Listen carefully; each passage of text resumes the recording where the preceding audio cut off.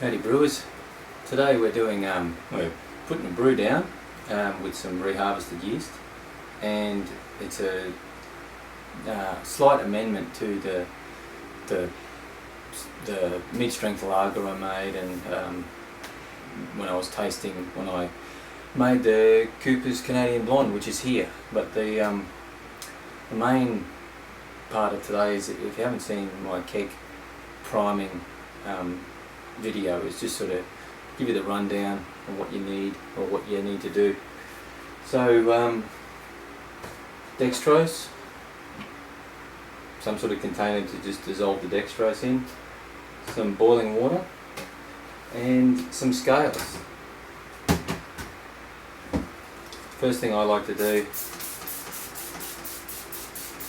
sanitize.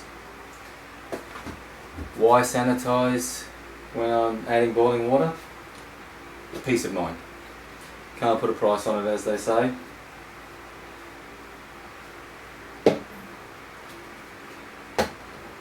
So dextrose, make sure that's zeroed before you start adding it. Anywhere between 65 to 70 grams of dextrose in a 19 litre keg is going to get you a good amount of carbonation.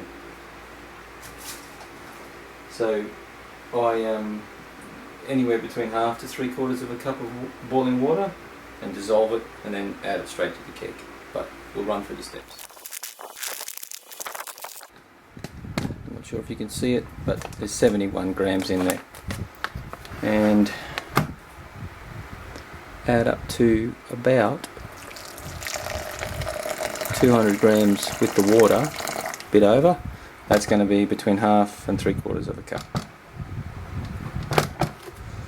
Okay, and that won't take long to dissolve. All the dextrose is now dissolved. Straighten into the bottom of the sanitized keg. There may be some yeast in here. I've cold crashed this for 3 days now, but there may be some yeast that's in here, and you want to try and keep as much out of it as you can so it's not too cloudy. So I like to just collect about a cup. Should get rid of most of that stuff that may be over the tap. Now I have an important step here, just in case, because you would have been taking samples during the thing, so some during the fermentation, so some of the bugs might be in there. I have sprayed that before, but just again to show the example, I've sanitized this hose, transfer hose. And one important step before you start the transfer, I know brings oxygen in, but it's better to bring oxygen in than pull all this well, I've got star sand in here, but some people put water, and there can be bugs in there, and that'll pull it straight into the beer when you open the tap up. So, and start the transfer. Okay, and that is most of the keg priming done. Okay, once you've filled your keg,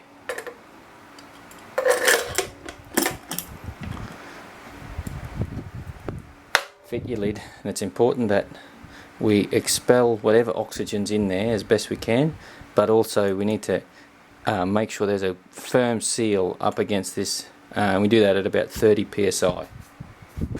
We fit our gas line.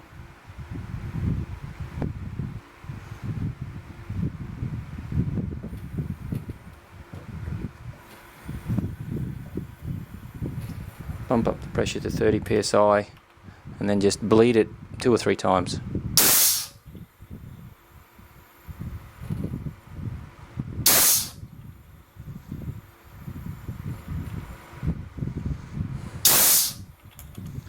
And then let it refill at 30 psi, and that will form a good seal of the top.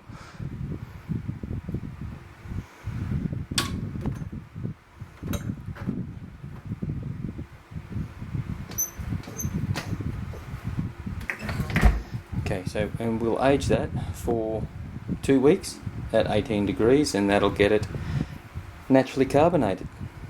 Alright, now back onto the brew day. Okay, so we're just going to use 2 litres of water to dissolve our dry malt extract. And so I've got 2000 millilitres, which is, if you don't have a scale that does millilitres, it's 2000 grams as well. Here's the dry malt extract we're going to dissolve.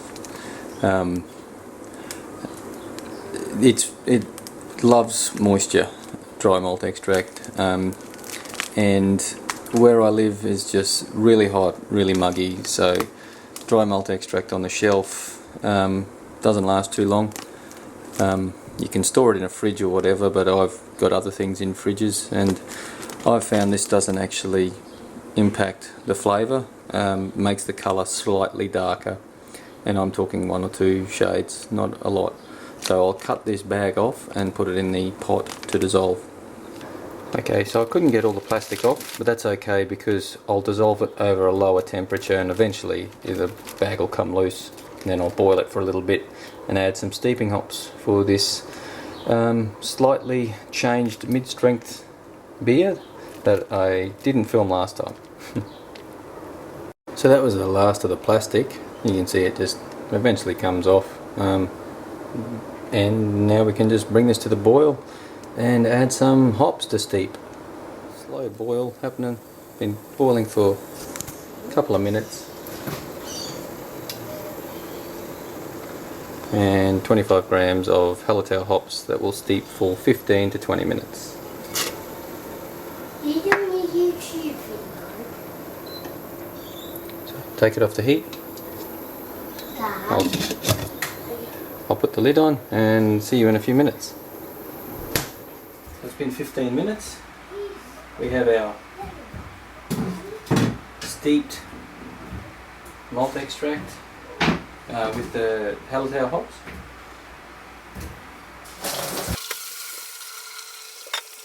And we just let that drain through a sieve, let it the work just seep through the hops. And that's what the sieve looks like after you filter your hops through it. And that was only 25 grams, and it's still, pretty much filled the whole thing. This is the brew can we're going to use. It's the supermarket generic brand of Draft. I went with this instead of the lager can just because I wanted slightly more bitterness to the beer, just to see if that makes it a little even more refreshing. So same again. I'll just crack it open, pour it in. Now, because we're using 3470 yeast, I want to ferment this at about 12 degrees. So I've had to, groundwater here is at about 35 degrees at the moment. So I've chilled my water, and I'll add this, and then we'll add the yeast. And there's the USO 5 that's left after the transfer. And we'll harvest that and fill a little mason jar, and this is what we're going to use for today's mid-strength lager, and it's the 3470 that I harvested off the last mid-strength. If you're wondering how to do this, I have got a video on it, but if it's not, if there isn't enough detail in it, then let me know and I'll make a new one. Okay, so here's the harvested 3470. I've brought it up to pitching temp. It was in the fridge. It's now sitting at about 12 degrees.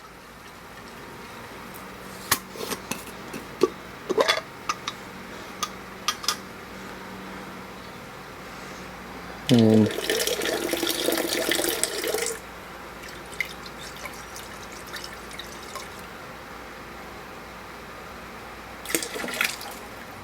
there you have it, just another cheap mid-strength lager and a little bit of keg conditioning. Right, okay, happy brewing everyone.